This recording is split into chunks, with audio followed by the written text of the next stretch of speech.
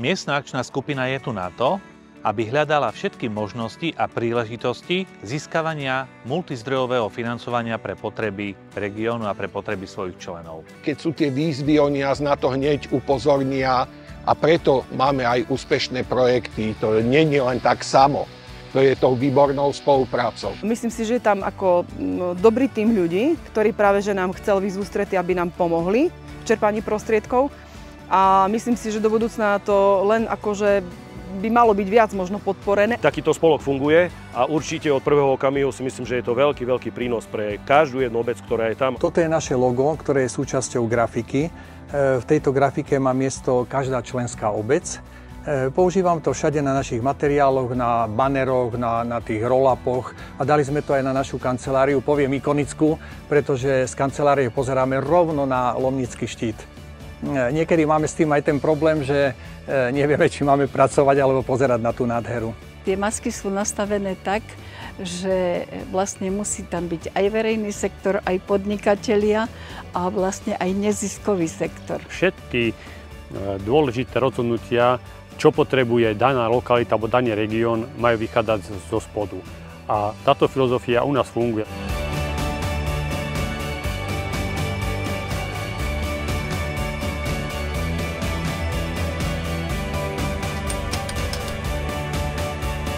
Poznajú tú problematiku, poznajú to prostredie a vedia, na čo sa zamerať. Je to obrovská výhoda a toto je taká vec, taká tá pridaná hodnota. Pokiaľ sa stretneme ako starostovia na mieste, tak si vymieňame vzájomne naše skúsenosti, čo je prínosom, čo nie je prínosom, čo by sme ešte mohli a naopak niektoré veci možno nevindú naplno tak, ako sme si povedali, ale určite všetci začneme zase rozmýšľať, aby tie peniaze neostali vo vetre. Tie názory si vieme vymeniť a vieme si posúvať tie jednotlivé skúsenosti z obcí tak, aby každá obec dala do popredia to, čo je pre ňu práve typické. Aj sa tam povadíme, ale dôležité je to, že nachádzame spoločnú reč. Toto sú projekty, ktoré máme rozrobené, po niektoré ukončené a čakáme, že budú úspešne preplatené. Členovia vedia, čo chcú, my vieme, ako na to.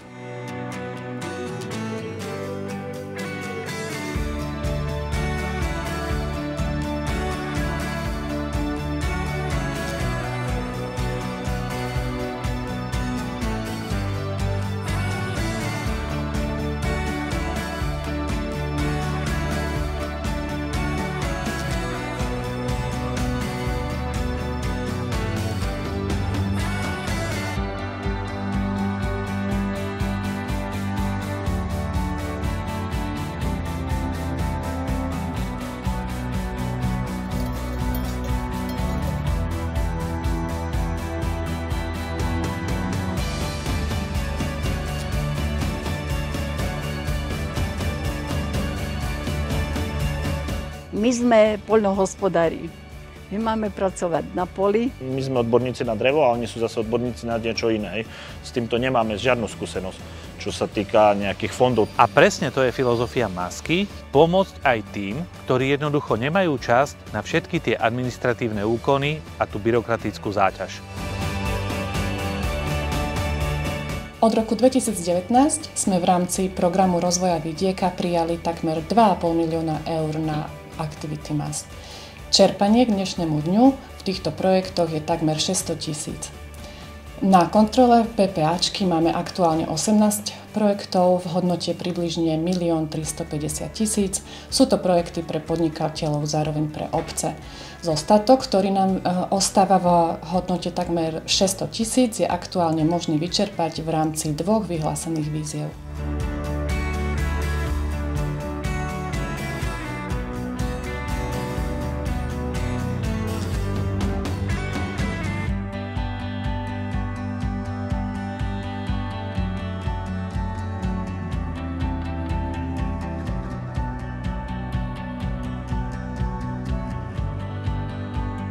Územie miestnej akčnej skupiny Pro Tatry je z hľadiska kultúrno-historických, ale predovšetkým prírodných hodnôt skutočne výnimočné.